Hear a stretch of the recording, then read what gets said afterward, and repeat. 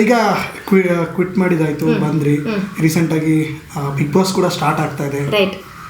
ಹೇಗೆ ಹೋಗೋ ಪ್ಲಾನ್ ಇದೆಯಾ? ಏನು ಕಾಲ್ ಬಂದಿತ್ತಾ? ಯಾವ ರೀತಿ ಅಂದರೆ ಇನ್ನೂ ಕೆಲವೊಬ್ಬರ ಯೋಚನೆ ರೀತಿ ಬೇರೆ ಇರುತ್ತೆ. ಬಿಗ್ ಬಾಸ್ಗೋಸ್ಕರನೇ ಕ್ವಿಟ್ ಮಾಡಿ ಬಂದರು. ಇಲ್ಲ ಸರ್, ಇಲ್ಲ ಆ ಥರ ಪ್ಲಾನೇ ಇದ್ದಿಲ್ಲ. ಬಟ್ ಹಂಗೆ ಸಪೋಸ್ ನನಗೆ ಕರೆದ್ರೆ ಪಕ್ಕ ಹೋಗ್ತೀನಿ, ಡೆಫಿನೆಟ್ಲಿ ಹೋಗ್ತೀನಿ. ಇದಕ್ಕೂ ಮುಂಚೆ ಚಾನ್ಸಸ್ ಬಂದಿದೆ, ಅಪ್ರೋಚ್ ಎಲ್ಲ ಬಂದಿದೆ. ಭೀಮಾ ಸಿನಿಮಾ ಮಾಡುವಾಗೇನೆ ಅಪ್ರೋಚ್ ಬಂದಿದೆ. ಅವಾಗ ವಿಜಯಣ್ಣ ಹೇಳಿದ್ರು, ಇಲ್ಲ ಮಗ, ಶೂಟಿಂಗ್ ಸ್ವಲ್ಪ ಇಂಪಾರ್ಟೆಂಟ್ ಆಗಿದೆ, ನಿಂದು ಮಾತ್ರ ರೋಲ್ ಅಂತೂ ಸಖತ್ತಾಗಿದೆ, ನೀನು ಮಾಡಲೇಬೇಕು ಅಂತ ಹೇಳಿಬಿಟ್ಟು ಅದನ್ನು ಪಾಸ್ ಮಾಡಿ ಆಮೇಲೆ ನೆಕ್ಸ್ಟ್ ಮೂವಿ ಸಿನಿಮಾ ಎಲ್ಲ ರಿಲೀಸ್ ಆದಮೇಲೆ I got another chance also. But ಅದೇ ಅಗ್ರಿಮೆಂಟ್ ಎಲ್ಲ ಫಿನಿಶ್ ಆದಮೇಲೆ ಮತ್ತೆ ಅಲ್ಲಿ ಫಿಲ್ಟ್ರೇಷನ್ ಎಲ್ಲ ಆಗುತ್ತಲ್ಲ, so that is why I didn't get selected. ಇದು ಹನುಮಂತ್ ಅವ್ರ ಸೀಸನ್ ಇದೆಯಲ್ಲ, ಅಲ್ಲಿಗೆ ಹೋಗಬೇಕಿತ್ತು, but I didn't get in. Agreement ಎಲ್ಲ ಫಿನಿಶ್ ಆಗಿದೆ, ಬಟ್ ಅದೇ ಫಿಲ್ಟ್ರೇಷನ್ ಇಂದ I couldn't go in. Next ಬಂದರೆ ಹೋಗ್ತೀರಾ? ಪಕ್ಕ 100%. ಏನಾದರೂ ಆಗಲಿ ಹೋಗ್ತೀನಿ. ಯಾಕಂದರೆ ಅಲ್ಲಂತೂ ಫೇವರಿಸಮ್ ಅಂತೂ ಇರಲ್ಲ, ಪಕ್ಕ. ಯಾಕಂದರೆ ಸುದೀಪಣ್ಣ ಅಂತೂ ರೈಟಿಗೆ ರೈಟು, ರಾಂಗಿಗೆ ರಾಂಗು ಅಲ್ವಾ. So I will definitely go. ಈ ಥರ ಶೋಗೆ ಹೋಗಬೇಕು ಜಾಸ್ತಿ ಅಂದರೆ. ಅಲ್ಲಿ ಏನೇನು ಮಾಡ್ತೀರಾ? ಅಲ್ಲಿ ಅದೇ ಈಗ ಹೆಂಗೆ ಗೊತ್ತೋಣ, ಸೊ ಏನು ರೈಟ್, ಯಾವುದು ಕರೆಕ್ಟ್ ಅಂತ ಇದೆಯೋ ಅದಕ್ಕೆ ಕರೆಕ್ಟ್. ಆಶ್ ಮೇಲೂ ಕರೆಕ್ಟ್ ಅಂತ ಬಂದರೆ ಕರೆಕ್ಟಾಗಿ ಮಾತಾಡ್ತಾಳೆ, ರಾಂಗ್ ಅಂತ ಬಂದರೆ ಸಾರಿ ಕೇಳ್ತಾರೆ, ಏನು ಬೇಕಾದರೂ ಆಗಲಿ. ಆದರೆ ಅಗೇನ್ ಇನ್ನು ಸ್ವಲ್ಪ ನಾನು ಹಿಂಗೆ ಸಾರಿ ಕೇಳೋ ಬದಲು ಹಿಂಗೆ ಕೇಳ್ತೀನಿ ಕೆಲವೊಂದು ಸರಿ. ಹಂಗೆ ಸಪೋಸ್ ಅದು ತುಂಬ ಹೆಂಗೆ ಹೇಳೋದು, ಜಾಲಿಯಾಗಿ ಫನ್ನಾಗಿದ್ದರೆ ಹಿಂಗೆ ಕೇಳ್ಬೋದು. ಇಲ್ಲಾಂದರೆ ನನ್ನದೇ ತಪ್ಪು ಅಂತ ಪಾಯಿಂಟ್ ಔಟ್ ಮಾಡಿ ಹೇಳಿದ್ರೆ ನಾನು ಸಾರಿ ಕೇಳ್ತೀನಿ ಆ ಥರ. ರೈಟಿಗೆ ರೈಟು, ರಾಂಗಿಗೆ ರಾಂಗ್. ಈಗ ಇನ್ನೊಂದು ಬರೋದೇನಪ್ಪ ಅಂದರೆ, ಈಗ ಅಲ್ಲಿ ಕ್ವಿಟ್ ಮಾಡಿ ಬಂದರು, ನಾಳೆ ಏನಾದರೂ ಇಲ್ಲಿ ಏನಾದ್ರು ಹೆಚ್ಚು ಕಡಿಮೆ ಆಯ್ತು ಅಂದರೆ ನಾನು ಹೋಗ್ತೀನಿ ಅಂತ ಕೂತ್ಕೊಂಡ್ಬಿಟ್ರೆ ಅಂತ. ಡೆಫಿನೆಟ್ಲಿ. ಯಾಕಂದರೆ ನನ್ನ ಸೆಲ್ಫ್ ರೆಸ್ಪೆಕ್ಟ್ ತುಂಬ ಇಂಪಾರ್ಟೆಂಟ್ ಅಣ್ಣ ನನಗೆ. ಯಾಕಂದರೆ ಯಾರನ್ನೂ ನಾನು ಇಲ್ಲಿ ತನಕ ಬಿಟ್ಟೇ ಇಲ್ಲ, ಮುಲ್ಲಾಜೇ ನೋಡಿಲ್ಲ ನಾನು. ನನಗೆ ನನ್ನ ಸೆಲ್ಫ್ ರೆಸ್ಪೆಕ್ಟು ತುಂಬ ತುಂಬ ತುಂಬ ಇಂಪಾರ್ಟೆಂಟ್. ಸೊ ಶೋ ಇವತ್ತು ಬರುತ್ತೆ, ನಾಳೆ ಹೋಗುತ್ತೆ ಅಲ್ವಾ. But my name is very important. ಯಾಕಂದರೆ ಜನರು ಅವರು 1 ವರ್ಷ ಆದ್ರೂ ಇಲ್ಲಾಂದರೆ 10 ವರ್ಷ ಆದ್ರೂ ಆ ಮಾತುಗಳು, ಇಷ್ಟು ವರ್ಷ ನಾವು ಸಂಪಾದನೆ ಮಾಡಿಸಿರೋ ಆ ಮರ್ಯಾದೆ ಇದೆ ಅಲ್ವಾ, ಅದು ಒಂದು ದಿವಸದಲ್ಲೇ ಕೆಳಗೆ ಹೋಗೋ ಥರ ನಾನು ಯಾವತ್ತೂ ಮಾಡಿಲ್ಲ. ಇಲ್ಲಿ ತನಕ ನಾನು ಮಾಡಲಿಲ್ಲ, ನಾನು ಯಾವತ್ತೂ ಮಾಡೋದೂ ಇಲ್ಲ.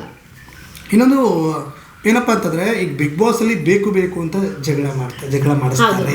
ಹೌದು ಅಂತ ಎಲ್ಲ ಇದೆ. ಒಂದು ಸೀಕ್ರೆಟ್ ಟಾಸ್ಕ್ ಎಲ್ಲ ಇರುತ್ತೆ, ಸೀಕ್ರೆಟ್ ಎಲ್ಲ ಇರುತ್ತೆ. ಬಟ್ ಅವರು ಕೂಡ ಟಿ ಆರ್ ಪಿಗೋಸ್ಕರ ಜಗಳನ ಮಾಡಿಸ್ತಾರೆ ಅನ್ನೋ ಒಂದು ಇದೆ. ಅದಕ್ಕೇನು ಹೇಳ್ತೀರಾ? ಅದೇ ಈಗ ಎಲ್ಲರಿಗೂ ಗೊತ್ತಿರೋ ಥರ ಅವ್ರು ಮಾಡಿಸ್ತಾರೆ ಅಂತ ಇದೆಯಲ್ಲ, ಅದು ಆಲ್ರೆಡಿ ನಮ್ಮ ಕಿವಿಗೆ ಬಂದ್ಬಿಟ್ರೆ ಈ ಥರ ಮಾಡಿಸ್ತಾರೆ ಅಂತ, ಹಂಗೆ ಕೋಆಪ್ರೇಟ್ ಮಾಡಿಕೊಂಡು ಮಾಡಿಕೊಂಡು ಲೈಕ್ ಜಗಳ ಜಾಸ್ತಿ ಆಗಿ ಲಾಸ್ಟ್ ಫೈನಲ್ಲು ಸುದೀಪಣ್ಣ ಬಂದಾಗ ಅವಾಗ ಹೇಳ್ಬೇಕು, ಇಲ್ಲ ಇದು ಬಂದುಬಿಟ್ಟು ಒಂದು ಸೀಕ್ರೆಟ್ ಟಾಸ್ಕು, ಅವ್ರು ಹೇಳಿದ್ದಾರೆ ಹಿಂಗೆ ಮಾಡೋಕ್ಕೆ ಅಂತ ಅವಾಗ ಹೇಳಬೇಕು. ಅಲ್ಲಿ ತನಕ ಹೇಳ್ಬಾರ್ದು. ಅವ್ರು ಎಷ್ಟು ಬೇಕಾದರೂ ಏನು ಬೇಕಾದರೂ ಮಾಡ್ಕೊಳ್ಳಿ, ನಾಮಿನೇಟೇ ಮಾಡ್ಕೊಳ್ಳಿ, ಪರವಾಗಿಲ್ಲ. ಆದರೆ ಅವರಿಗೆ ಲಾಸ್ಟ್ ವೀಕೆಂಡ್ ಎಪಿಸೋಡ್ ಇರುತ್ತಲ್ಲ, ವೀಕೆಂಡ್ ವಿತ್ ಸುದೀಪಣ್ಣ ಅಂತ ಹೇಳ್ಬಿಟ್ಟು ಅವಾಗ ರಿವೀಲ್ ಮಾಡಬೇಕು, ಇಲ್ಲ ಇದು ಬಂದ್ಬಿಟ್ಟು ಒಂದು ಸೀಕ್ರೆಟ್ ಟಾಸ್ಕು ನಮ್ಗೆ ಕೊಟ್ಟಿರೋದು ಅಂತ ಹೇಳಬೇಕು. ಆ ಥರ ಮಾಡ್ತೀರಾ? ಆ ಥರ ಪಕ್ಕ ಮಾಡ್ತೀನಿ. ಮಜಾ ಬರಬೇಕು ಅಂದರೆ, ಅದೇ ಟಿ ಆರ್ ಪಿ ಬೇಕು ಅಂದರೆ ಮಾಡಬೇಕಲ್ವಾ. ಇವಾಗ ನಿಮ್ಗೆ ಗೊತ್ತಾಗಿದೆ ರಿಯಾಲಿಟಿ ಶೋ ಕರೆಕ್ಟ್ ನಮ್ಮನ್ನು ಹೇಗೆ ಯೂಸ್ ಮಾಡ್ಕೊತಾರೆ, ಅವ್ರು ಹೇಗೆ ತಗೋತಾರೆ, ಅದರಿಂದ ನಮಗೇನು ಫೇಮ್ ಬರುತ್ತೆ. ಡೆಫಿನೆಟ್ಲಿ ಇದರಿಂದ ನಿಮಗೇನು ಫೇಮ್ ಅಂತ ಈಗ ಆಗಿರೋದ್ರಿಂದ ಫೇಮ್ ಬಂತ ಏನಾದರೂ? ಇಲ್ಲ ನನಗೆ ಆಲ್ಮೋಸ್ಟ್ ಈಗ 1 lakh ಅಲ್ಲ, 1 crore 75 ಇತ್ತು. ಈಗ just because of the program ಈಗ 1 crore 45 ಆಗಿದೆ.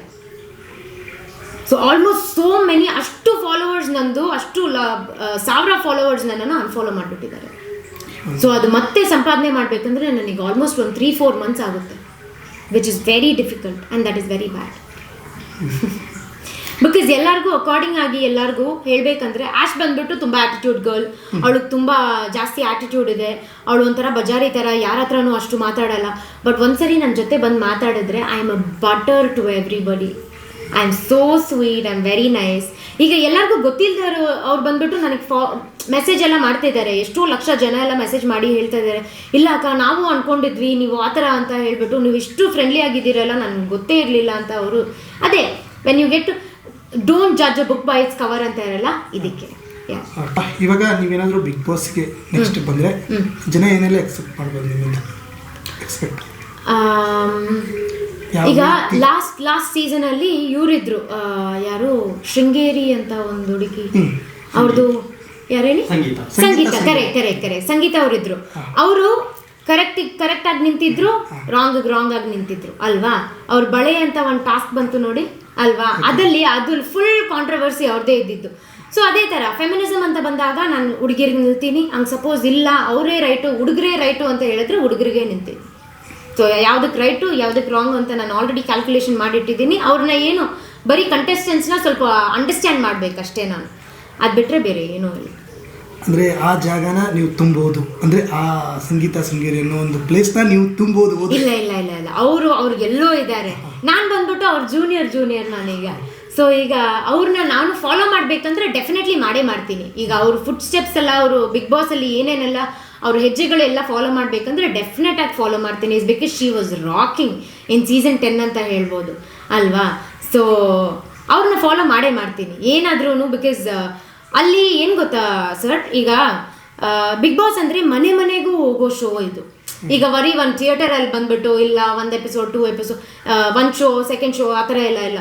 ಡೈಲಿ ಹಾಕ್ತಾರೆ, ಎಲ್ಲರಿಗೂ ಗೊತ್ತಾಗೇ ಆಗುತ್ತೆ ಯಾರು ಆಶ್ಮಲೋ ಯಾರು ಇವರು ಅಂತ ಹೇಳ್ಬಿಟ್ಟು ಅಲ್ವಾ. ಸೊ ಕರೆಕ್ಟಾಗಿ ನಾವಿರಬೇಕು. ಫಸ್ಟ್ ಆಫ್ ಆಲ್ ಇಷ್ಟೆಲ್ಲ ಮಾತಾಡಿ ನಾನು ಶೋ ಬಿಟ್ಟು ಬಂದಿದ್ದೀನಲ್ಲ ಆಚೆ, ನಾನು ಬಿಗ್ ಬಾಸ್ಗೆ ಹೋದ್ರೂ ಕರೆಕ್ಟಾಗಿರಬೇಕು ಅಲ್ವಾ. ಮತ್ತೆ ಅಲ್ಲಿ ಏನಾದರೂ ಗೋಲ್ಮಾಲ್ ಮಾಡೋಕ್ಕೆ ಸ್ಟಾರ್ಟ್ ಮಾಡಿದ್ರೆ ನನ್ನನ್ನೆಲ್ಲರೂ ಹೇಟ್ ಮಾಡ್ತಾರೆ. ನಾನು ಹೆಂಗಿದ್ದೀನೋ ಅದೇ ಥರ ಇರಬೇಕು ಅಂತ ನಾನು ಅನ್ಸ್ಕೊಳ್ತಾ ಇದ್ದೀನಿ. Even I hope that Bigg Boss ಒಳಗಡೆ ಹೋಗ್ತೀನಿ ಅಂತ, ಹೋಪ್ಫುಲಿ. ಕೊನೆಯದಾಗಿ ಏನು ಹೇಳಕ್ಕೆ ಇಷ್ಟಪಡ್ತೀರಾ? ಇಷ್ಟೆಲ್ಲ ಜರ್ನಿ ನೋಡಿ, ಒಂದು 2 ಮಂತ್ಸಲ್ಲಿ ನೀವು ಅಂದ್ಕೊಂಡಿರಲ್ಲ ಹಿಂಗಾಗುತ್ತೆ ಹಂಗಾಗುತ್ತೆ ಅಂತ ಹೇಳ್ಬಿಟ್ಟು ಹೌದು ಇಲ್ಲಿವರೆಗೂ ಬಂದಿದೆ. ಡೆಫಿನೆಟ್ಲಿ.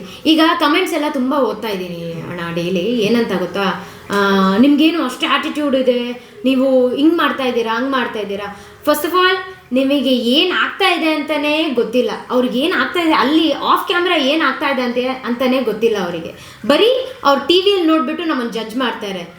ನೀವು ನಮ್ಮ ಶೂ ಅಲ್ಲಿ ಇದ್ದಿದ್ರೆ, if you come under my shoes you will definitely freak out. ಅಯ್ಯೋ ಆ್ಯಶ್ ಹಿಂಗೆಲ್ಲ ಜಡ್ಜ್ ಮಾಡಿಬಿಟ್ವೆ ನಾವು, ಆ್ಯಶ್ನ ಹಿಂಗೆಲ್ಲ ಮಾಡಬಾರ್ದಾಗಿತ್ತು ಅಂತ ಅವ್ರಿಗೆ ಗೊತ್ತಾಗುತ್ತೆ.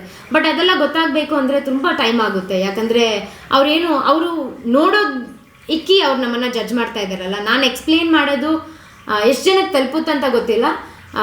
ನಾನು ಬರೀ ಹ್ಯೂಮಿಲಿಯೇಷನ್ಗೆ ಮತ್ತು ಈ ಥರ ಮೆಡಿಕಲ್ ಸರ್ವಿಸ್ ಇಲ್ಲ ಅನ್ನೋದಕ್ಕೇ ನಾನು ಕ್ವಿಟ್ ಮಾಡಿದ್ದು. ಅದು ಬಿಟ್ಟರೆ ಬೇರೆ ಏನೂ ಇಲ್ಲ. ನನಗೆ ಹೆಲ್ತ್ ಪ್ರಾಬ್ಲಮ್ ಇರಲಿಲ್ಲ, ಮತ್ತು ನನಗೆ ಇದು ಸೆಟ್ ಆಗ್ತಾ ಇಲ್ಲ ಅದು ಸೆಟ್ ಆಗ್ತಾ ಇಲ್ಲ ಅಂತ ನಾನು ಕ್ವಿಟ್ ಮಾಡಿಲ್ಲ. It was only because of humiliation, ಒಬ್ಬರನ್ನ ಕುಗ್ಸೋದು, and also because of medical ಸೇಫ್ಟಿನೇ ನಾನು ಕ್ವಿಟ್ ಮಾಡಿದ್ದು. ಇಲ್ಲಿ ಯಾರ ಮೇಲೂ ಆಪಾದನೆ ಮಾಡ್ತಾರೆ? ಇಲ್ಲ ಓನ್ಲಿ ಅಬೌಟ್ ದ ಶೋ, ಬರೀ ಶೋ ಬಗ್ಗೆ ಮಾತ್ರ. ಅಕುಲ್ ಬಾಯ್ ಬೇರೆ ಇಂಟರ್ವ್ಯೂ ಅವರು ಕೇಳಿದ್ರು ನನಗೆ, ಅಕುಲ್ ಬಾಯ್ ಮೇಲೆ ನಿಮಗೆ ತುಂಬ ಕೋಪ ಇದೆಯಾ, ಯಾಕಂದ್ರೆ ಇಷ್ಟೆಲ್ಲ ಕೇಳಿದ್ರಲ್ಲ ಹಿಂಗೆಲ್ಲ ಹೇಳಿದ್ರಲ್ಲ ಅಂತ ಹೇಳ್ಬಿಟ್ಟು.